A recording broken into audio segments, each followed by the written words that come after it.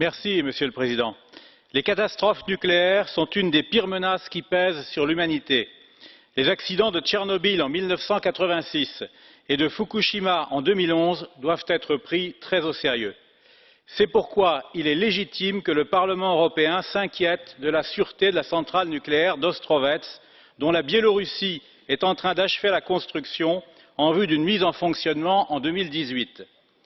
Il est en effet inquiétant que cette centrale n'ait pas été soumise au test de résistance préconisé par la résolution du Parlement européen du 14 mars 2013.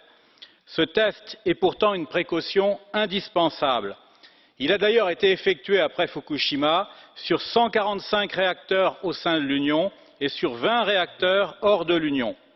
La résolution de 2013 a ainsi développé une culture de la sûreté nucléaire en Europe que la Biélorussie serait bien inspirée de respecter.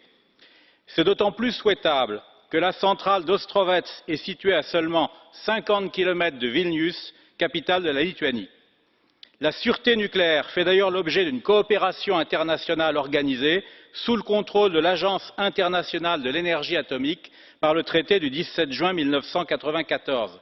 Cette coopération internationale aura bien sûr vocation à continuer dans le cadre de l'Europe des nations que j'appelle de mes vœux.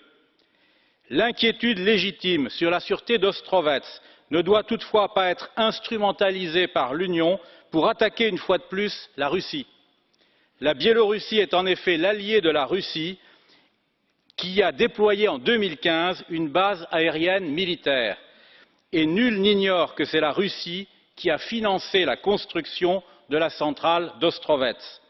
Je demande donc à l'Union de ne pas profiter de cette affaire pour dégrader encore davantage nos relations avec la Russie.